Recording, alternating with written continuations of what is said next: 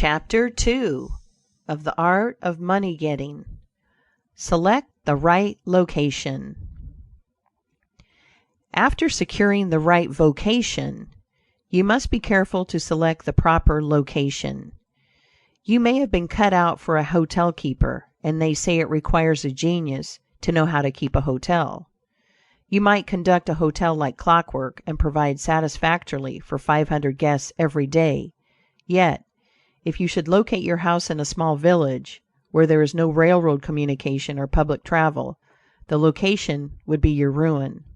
It is equally important that you do not commence business where there are already enough to meet all demands in the same occupation. I remember a case which illustrates this subject.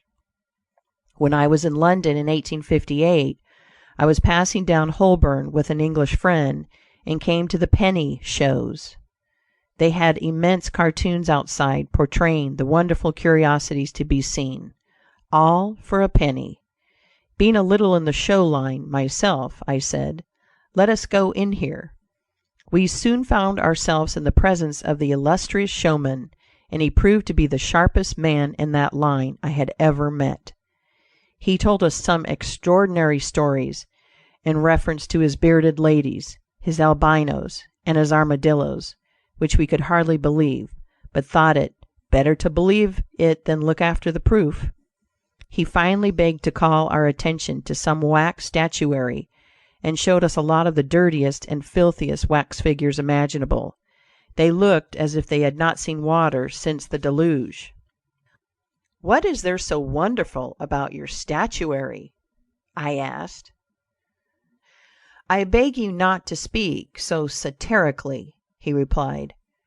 "Sir, these are not Madame Tussaud's wax figures, all covered with glit and tinsel and imitation diamonds and copied from engravings and photographs.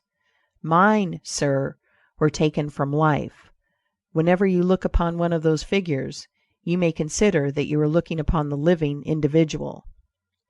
Glancing casually at them, I saw one labeled Henry VIII, and feeling a little curious upon seeing that it looked like Calvin Edson, the living skeleton, I said, "Do you call that Henry VIII?" He replied, "Certainly, sir. It was taken from life at Hampton Court, by special order of His Majesty, on such a day." He would have given the hour of the day if I had resisted. I said, "Everybody knows that Henry VIII was a great stout old king, and that figure is lean and lank. What do you say to that?" "Why," he replied, "you would be lean and lank yourself if you sat there as long as he has." There was no resisting such arguments. I said to my English friend, "Let us go out. Do not tell him who I am. I show the white feather. He beats me." He followed us to the door, and seeing the rabble in the street, he called out, "Ladies and gentlemen, I beg to draw your attention to the respectable character of my visitors," pointing to us as we walked away. I called upon him a couple of days afterwards, told him who I was, and said, "My friend, you are an excellent showman, but you have selected a bad location." He replied, "This is true, sir. I feel that all my talents are thrown away, but what can I do?" "You can go to America," I replied.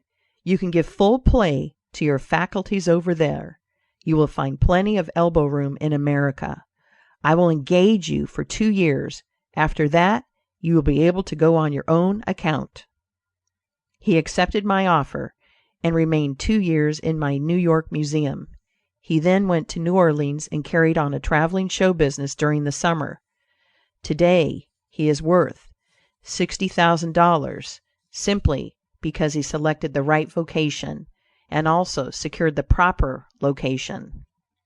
The old proverb says, "3 removes are as bad as a fire," but when a man is in the fire, it matters but little how soon or how often he removes.